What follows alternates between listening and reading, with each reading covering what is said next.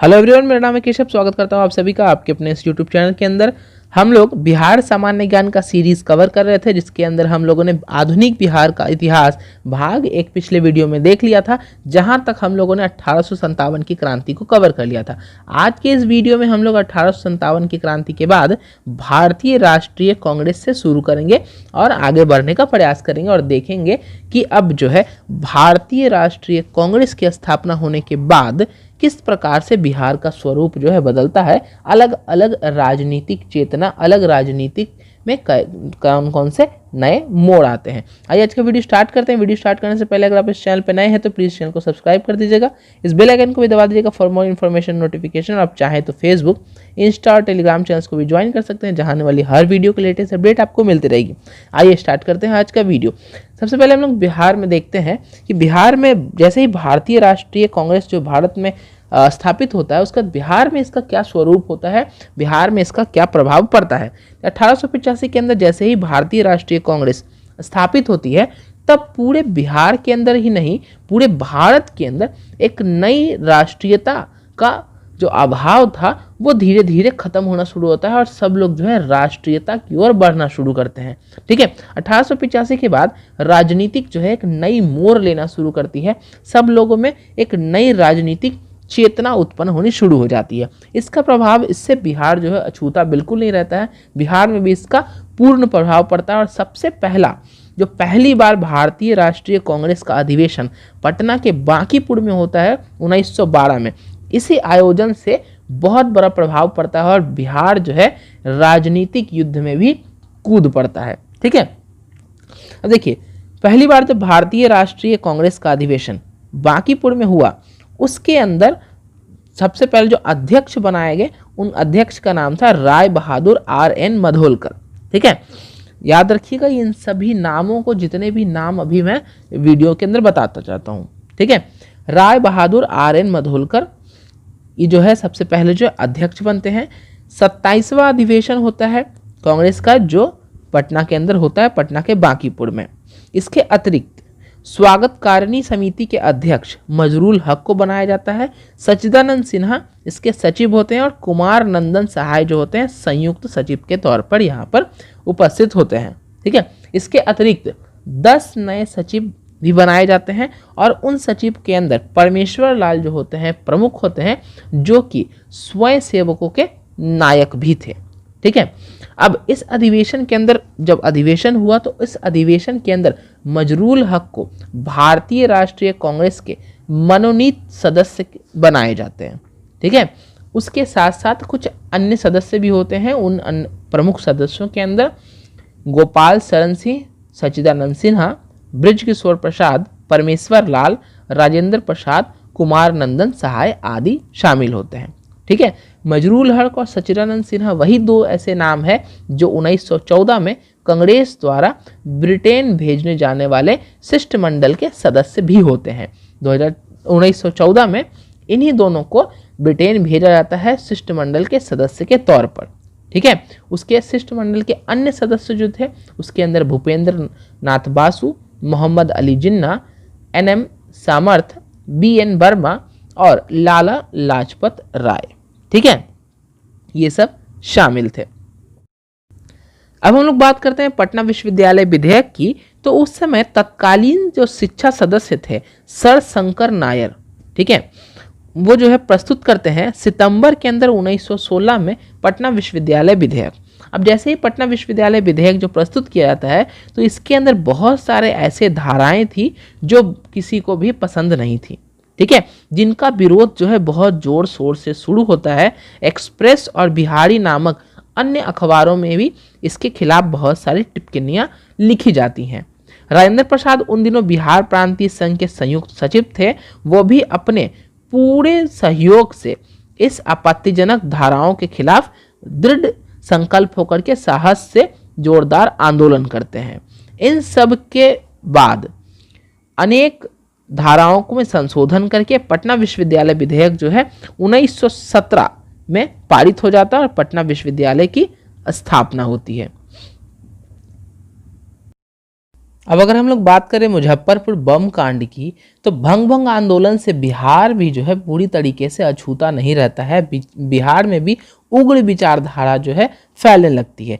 30 अप्रैल 1908 को खुदीराम बोस जो है प्रफुल्ल चाकी के साथ मिल करके मुजफ्फरपुर के जिले के न्यायाधीश किंग्सफोर्ड की हत्या के प्रयास के अंदर वहाँ बम फोड़ देते हैं, बम का विस्फोट करते हैं। ठीक है, अब इस वजह से क्या होता है, खुदीराम बोस को जो है भारतीय दंड संहिता धारा 302 के तहत उन पर हत्या का मुकदमा चलाया जाता है।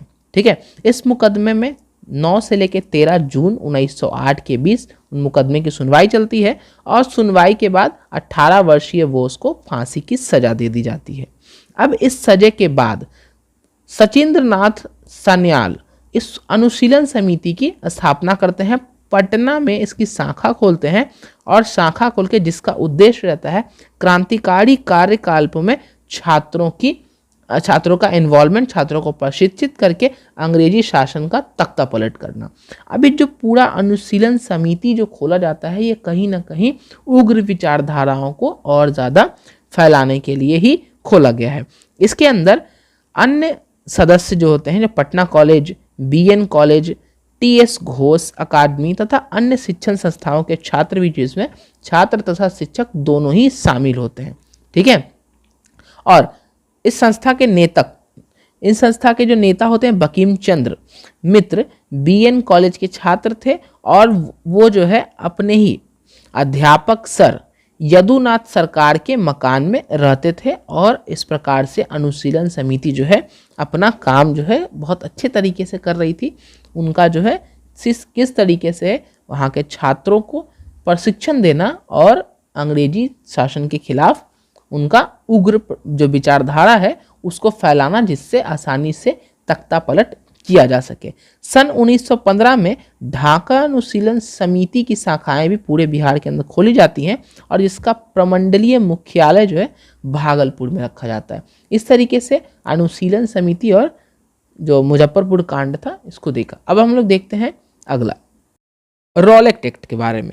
रॉलेट एक्ट और बिहार 17 मार्च 1919 को रॉलेट एक्ट पारित हो जाता है। रॉलेट एक्ट आपको ऑलरेडी पता होगा, रॉलेट एक्ट ऐसा एक्ट था जिसमें बिना आपके वारंट के आपको पकड़ा जा सकता है। कोर्ट का बिना वारंट है फिर भी पुलिस जो है आपको अरेस्ट कर सकती है। अब 17 मार्च 1919 को रॉलेट एक्ट पास हो जाता है।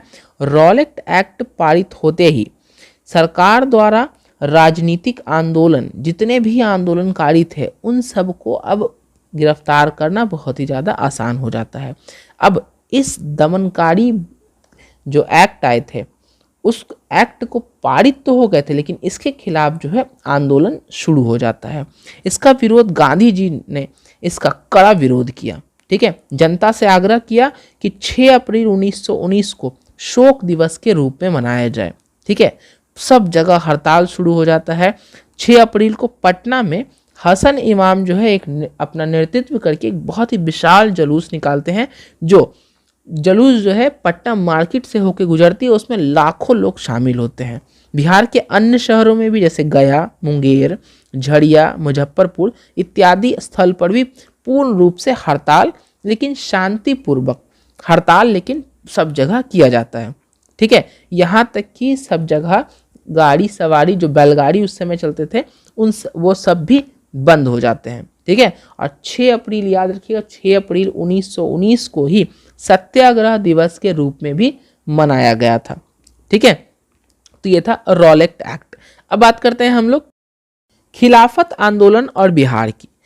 खिलाफत आंदोलन और बिहार की जब बात करते हैं तो आपको खिलाफत आंदोलन के बारे में थोड़ा बता दें। ये खिलाफत आंदोलन जो है मुस्लिमों के द्वारा एक शुरू किया गया एक बहुत बड़ा आंदोलन था कि जब प्रथम विश्व युद्ध हुआ था तो प्रथम विश्व युद्ध होने के बाद टर्की, जो तुर्की होता है हिंदी में, उस जगह को क्या हुआ था, मित्र राष्ट्रों ने कब्जा कर लिया था। और कब्जा करने के बाद उसमें क्या होता है कि वहाँ के जो खलीफा होते हैं, खलीफा जो होते हैं उनको माना जाता है, जो तुर्की के जो खलीफा थे उनको माना जाता है कि पूरी दुनिया के जो इस्लाम जगत है, इस्लाम जगत का जो सबसे बड़ा धार्मिक नेता होता है वो उस ज़माने में तुर्की का खलीफा हुआ करता था, उस पद को ही खत्म कर देते हैं और पूरा जो तुर्की होता है, तुर्की का जो ऑटोमन अंपायर होता है, उसको आपस में ही बांट लिया जाता है। अब इससे जो होते हैं पूरे दुनिया के जितने को इस्लाम धर्म को मानने वाले मुस्लिम होते हैं, वो इस जो फैसला होता है, इस फैसले से बहुत ज़्यादा नाराज होते हैं और खिलाफत आंदोलन की स्थापना मतलब शुरुआत करते हैं। अब इससे क्या होता है, गांधी जी जो देखते हैं कि अगर अलग अलग आंदोलन होगा, मुस्लिम अलग करेंगे, हिंदू अलग आंदोलन करेंगे, तो इसका फ़ायदा जो है ब्रिटिशर्स उठाएंगे, जो पहले उठाते थे डिवाइड एंड रूल करके। गांधी जी ने इनको मिलाने की कोशिश की। गांधी जी ने प्रयास किया कि किसी तरीके से हिंदू मुस्लिम जो है एकता अलग अलग नहीं हो। खिलाफत आंदोलन के रूप में जो शुरू किया गया आंदोलन, इसको गांधी जी ने एक करने की, इसमें हिंदू मुस्लिम दोनों को एक करने की प्रयास की। ठीक है, गांधी जी की अध्यक्षता में दिल्ली में अखिल भारतीय खिलाफत सम्मेलन 24 नवंबर 1919 को आयोजित किया गया, जिसमें सरकार के साथ असहयोग का प्रस्ताव हुआ। ठीक है, और यहीं से असहयोग आंदोलन जब होगा तो गांधी जी उसमें जो है खिलाफत आंदोलन को भी मिला देंगे। शांति उत्सव में भाग लेने के सवाल पर विचार करने हेतु पटना के अंजुमन इस्लामिया हॉल में 30 नवंबर 1919 को एक सभा हुई और इस सभा में हसन इमाम के अध्यक्ष पद के लिए मौलाना शाह रसूद्दीन हक का नाम प्रस्तुत किया तथा राजेंद्र प्रसाद जो है इसका अनुमोदन किए। गांधी जी के अनुसार 6 से 13 अप्रैल 1919 ईस्वी को देश भर में पंजाब के अत्याचारों के विरोध में जालियांवाला बाग मेमोरियल कांड के लिए चंदा एकत्रित करने के उद्देश्य से राष्ट्रीय सप्ताह मनाया गया। याद रखिएगा, राष्ट्रीय सप्ताह जो है 6 से 13 अप्रैल के बीच मनाया गया। पटना में इसका आयोजन करने वाले मजरूल हक थे। ठीक है, बीके दत्त, सरफराज हसन खां और ए शमी जो विशेष योगदान दिए। बिहार में खिलाफत आंदोलन के नेताओं के आमंत्रण पर मौलाना शौकत अली भी यहाँ आए थे और शौकत अली जो 24 से 25 अप्रैल तक 1919 में यहाँ रहे और जब बहुत सारी सभाएं की और सभाओं में खिलाफत समस्याओं को समाधान हेतु अपना सर्वस्व बलिदान करने के लिए इन सभाओं में उन्होंने सबको बताया इस आंदोलन के बारे में और उन्होंने बहुत ही अच्छे तरीके से पूरा प्रचार प्रसार किया इस आंदोलन का। ठीक है, और जब वो प्रचार प्रसार कर रहे थे तो उसके बीच राजेंद्र प्रसाद, ब्रज किशोर, धारणीधर प्रसाद, मजरूल हक, शाह मोहम्मद, मौलाना नूरुल हसन आदि ने समर्थन किया, जबकि याद रखिएगा हसन इमाम एवं सच्चिदानंद सिन्हा ने इसका विरोध किया था।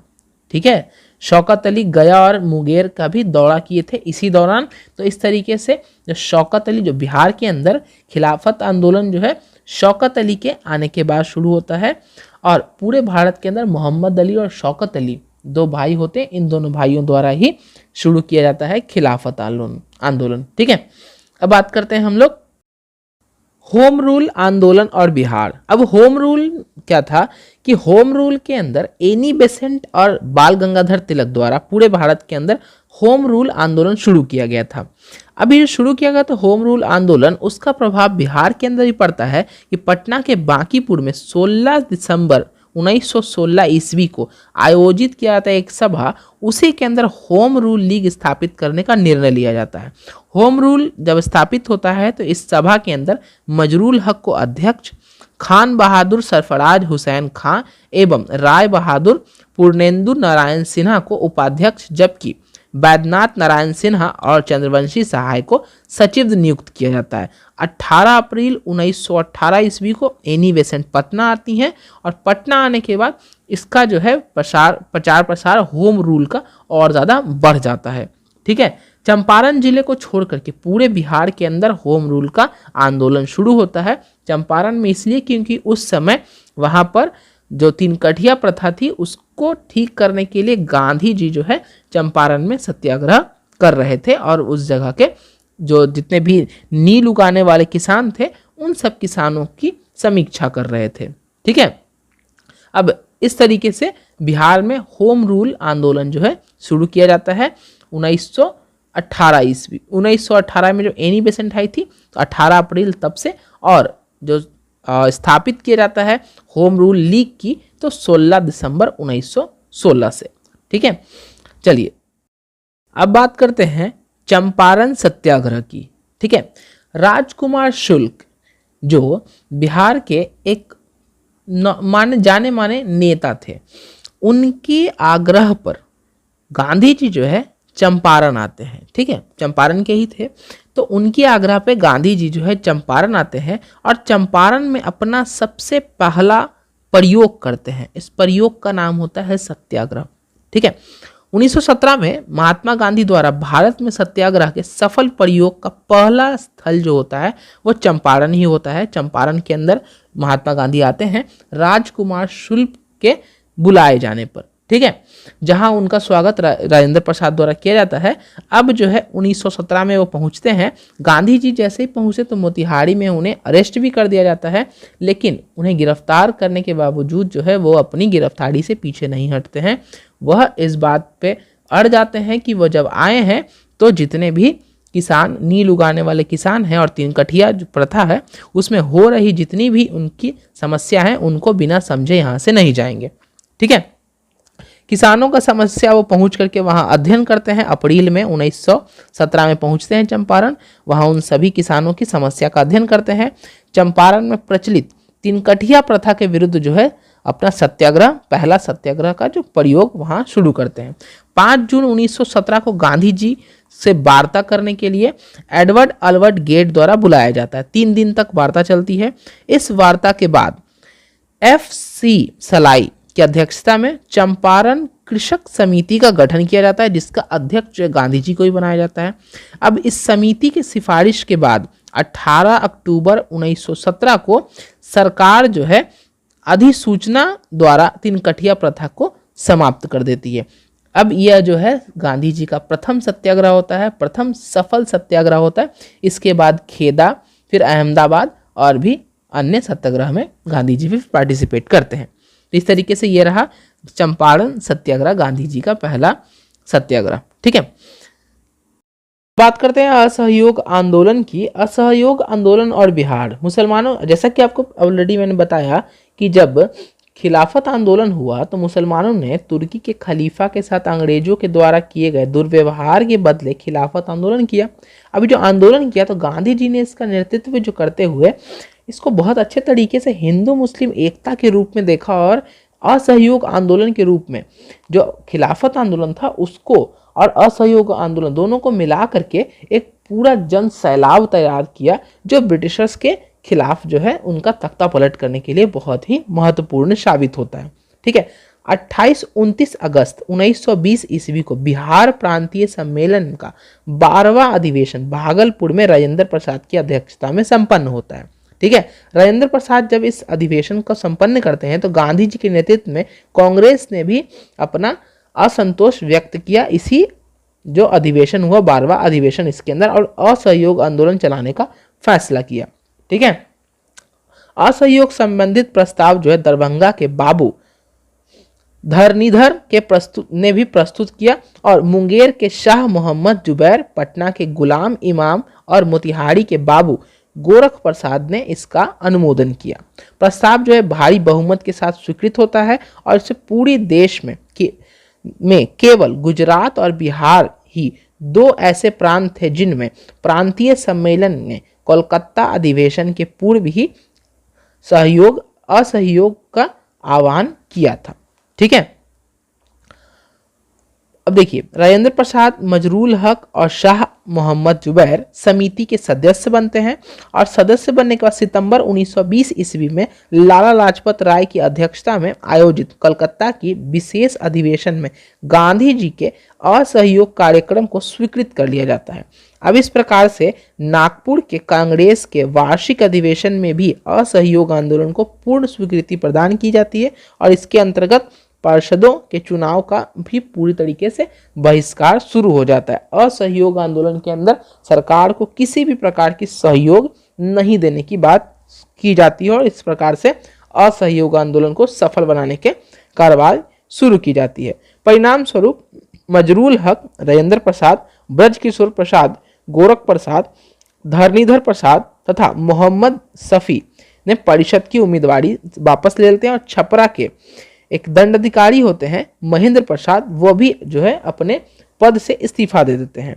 अनुग्रह नारायण सिन्हा, ब्रजनंदन प्रसाद, मुकुटधारी प्रसाद, मधुरा प्रसाद, रामदयालु सिन्हा, दीप नारायण सिन्हा, श्री कृष्ण सिन्हा इत्यादि भी जो है अपनी वकालत छोड़ देते हैं।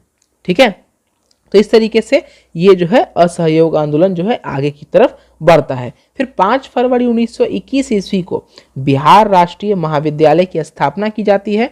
6 फरवरी 1921 को जब गांधी जी आए थे, बिहार आए थे, तो गांधी जी ने ही इसकी स्थापना की थी। और 6 अप्रैल को भी गांधी जी जो है जब बिहार आते हैं तो उन दिनों वो राष्ट्रीय महाविद्यालय और बिहार विद्यापीठ की औपचारिक उद्घाटन भी कर देते हैं। बिहार विद्यापीठ और जिसके कुलपति और प्रतिकुलपति के रूप में मजरूल हक को, ठीक है, अगर बात की जाए कुलपति की तो कुलपति मजरूल हक और प्रतिकुलपति के रूप में ब्रज किशोर प्रसाद को बनाया जाता है और राजेंद्र प्रसाद जो है बिहार विद्यापीठ के प्राचार्य के रूप में बना दिया जाता है। ठीक है, राष्ट्रीय महाविद्यालय के प्राचार्य के पद पर राजेंद्र प्रसाद को स्थापित किया जाता है। ठीक है, 1 अगस्त 1927 ईस्वी को लोकमान्य बाल गंगाधर तिलक को की देहांत हो जाती है और विजयवाड़ा कांग्रेस अधिवेशन में तिलक स्वराज कोष की स्थापना की जाती है।